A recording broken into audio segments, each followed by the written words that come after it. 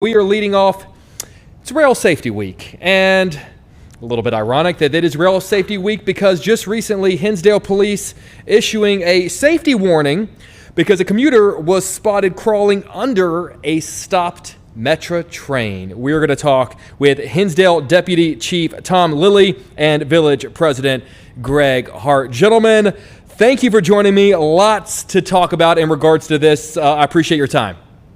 Thanks for having us, Jake. Of course. I didn't think we had to lead off with this, but maybe we have to. Maybe we should be telling people don't crawl under a parked train. Can you just, for people who maybe did not see this video that's gone viral, we've aired it a lot on Fox 32. Can you just give just a brief recap of basically what we're talking about that sort of yielded this conversation?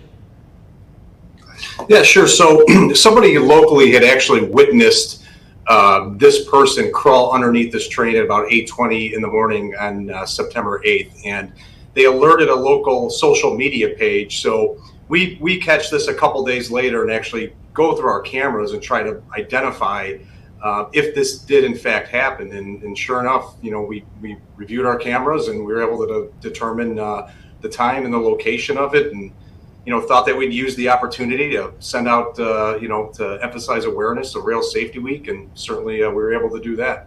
Now, I want to ask you guys, obviously this is just a single incident that has gone viral and a lot of people are talking about, but by no means is it just this one case issue. Is it safe in saying this is a more of a wider spread issue? Maybe not necessarily a person crawling under the train, but maybe people not being smart in regards to crossing the ways or going around a train or basically maneuvering in such a way that's just not safe for them. Have you guys found lately, whether it's in Hinsdale or just from what you guys have heard in other towns or in the area, that it's a bigger issue that you guys are experiencing? Well, this isn't the first time that we've had incidents of this nature in Hinsdale. It's obviously been the first time that's been recorded, and that's why it's been so shocking for everyone. And we're by no means an outlier. I know many other towns along the BNSF line have dealt with the same thing. I think the positive thing to mention, Jake, is that overall rail-related civilian deaths have actually gone down over the last 10 years. Right now, they're really, if there's an area to focus, it's mostly pedestrian and sadly dealing with suicides. But needless to say, Hinsdale's taking this very seriously. That's why we proclaimed this week as Rail Safety Week by proclamation at our most recent board meeting. And we believe a large part of this is, yes, the enforcement, which we fully intend to do, because ultimately that commuter who made that very faulty decision not only risked her life, but she also broke the law. So that's something we take very seriously. But a lot of this is about awareness, and that's why we feel like we have to do our part to get the word out that nothing is worth risking your life over, and especially around the train tracks, you need to be vigilant. Well, you mentioned risking your life, and that's the thing too. We're talking about this story and we're showing the video, and a lot of us are sort of shaking our head, going, "What are you doing under the train?" But it's important to emphasize to some people who maybe aren't sort of connecting. What could possibly happen. I mean, the idea being we never know when these trains are going to start moving. We never know whether it's going forward, whether it's going back. I mean, it's important to emphasize to people, as not to get overly dramatic, but what could actually happen when something as simple as, well, I'm just going to walk really quick in front of this train. It's one way or the other. It's never a good idea. Absolutely, and I'd love if Chief chimed in because I'm sure he's seen more than I have. But the one thing to note is that not only the train that this individual went underneath could have moved when she was doing that, resulting in serious injury or death, but oftentimes if you're making that decision, you can't see what's going on the other two tracks that are aligning it, and you don't know if another train is coming in a certain direction. So it was incredibly risky, incredibly reckless, and that's why we view it as a positive thing that if there is silver lining, the word's getting out and the attention is being paid on this incident so that people know not to do it themselves. Speaking of the word getting out, Chief, if you wouldn't mind, what are you guys doing in the area in Hinsdale to kind of, sort of curb this, I don't want to call it a trend, but sort of, dissuade people from doing things like this?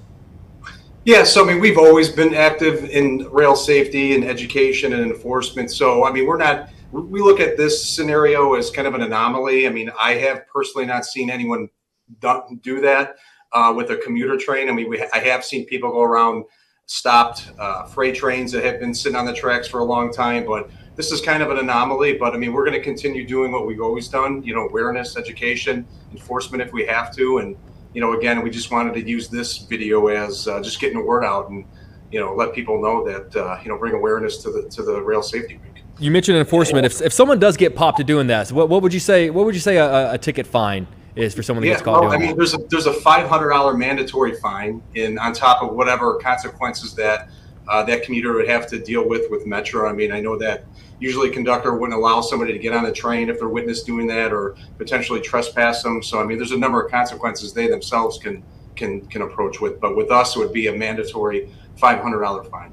And Jake, if I may go back to what the village is doing, in addition to what Chief said, pedestrian safety has been a big issue here in Hinsdale and across many different communities for a variety of reasons. We are actually undergoing a pedestrian safety study and analysis dating back to early May. As a result of this incident, given that it was an outlier but still very serious, we have been collecting data on pedestrian movements across the train tracks as part of the study. We're certainly going to look at opportunities for improvement, and then we are definitely going to bring that to Metra and the BNSF line to see where we might be able to collaborate. And if something needs to be done, we'll certainly take action because public safety is our biggest priority. Greg, you said you guys have been working on that since May. Have you guys discovered anything? Have there been any trends that maybe have surprised you? We're going to be releasing more information on that shortly. We had a consultant reviewing a lot of the data, and we're going to be working with them over the next couple months to really hone in on the recommendations and then bring that to the board. So more to come. But we're really looking forward to seeing what that data yields, because there is a lot of interest in this. And ultimately, we want to make sure that Hinsdale remains the great place to live that it is. And I think this is one area where our residents expect a lot of attention being placed. So many of us grew up, just with the railroad, that little arms coming down, and that's the universal sign to stop, to don't go. Is there new technology at all that's being developed, or things that you guys are seeing that's helping prevent people from doing stuff like this, or are we still relying on the old school arms coming down? Yeah, the arms have been effective, and the bells and the lights and kind of what has always been in place. I think this is a case where poor decision making kind of comes in more into play than anything here. But we're at our crossings right now. We're utilizing our arms and lights and bells and cameras. So we think that is pretty effective. And then additionally, Jake, the four-way stops are a big help in this case, especially when it comes to traffic going over the tracks. We have an active resident in town who actually created the DuPage Railroad Safety Council after his own tragic incident with a rail death in his own family. And some of the things that they've recommended is putting those four-way stops at all crossings, but then drone technology is actually something that's really making its way into safety, seeing how we can leverage drones to ensure that nothing like this ever happens again. You brought up an interesting point. We're talking a lot about pedestrians doing this. It's not always just to, someone walking across the track. Vehicles play a part in this as well. So have you guys found that people behind the wheel sometimes are not necessarily even following the law? I think a lot of it has to do with hurry, the effort that everyone's in a hurry, right? Everyone's busy. We all understand that. But again, similar to how this commuter ran across the track because she likely wanted to get on that train, many times if a car's trying to dart or outrace the gates going down, the same type of terrible outcome can happen. So again, nothing is too important than risking your life. So we encourage everyone, whether they're in an automobile or walking across the tracks, to follow the same rule of thumb that safety is the utmost priority. We've mentioned Metra a few times. I'm curious, are you guys in communication with Metra? Is there sort of a collaborative effort? Is there anything you guys need from them? Is there anything they need from you? We're in constant communication with all our intergovernmental partners. This is something that's obviously gotten a lot of attention, and I know we've had communication with Metra and the train line. That's something that isn't just unique to this case. It's an ongoing open communication channel, but especially when it deals with any safety-related issues, we're definitely in contact. And it boils down to, and you said this earlier, and it's a great point. At the end of the day, it all comes down to people being in a hurry. People trying to catch that train. They're running 5 minutes late. They didn't grab their coffee or whatever the case may be. But at the end of the day, being 10 minutes late to work is not worth losing your life over. Are there any final sort of thoughts that you really want to make sure people are aware of before they do something that they think in their head is a smart idea, but ultimately could end up, costing them their lives? I'll go first. I absolutely would say awareness is a big piece of success in this matter. Again, there is a mental health component that plays into this, just given that most of the incidents are pedestrian.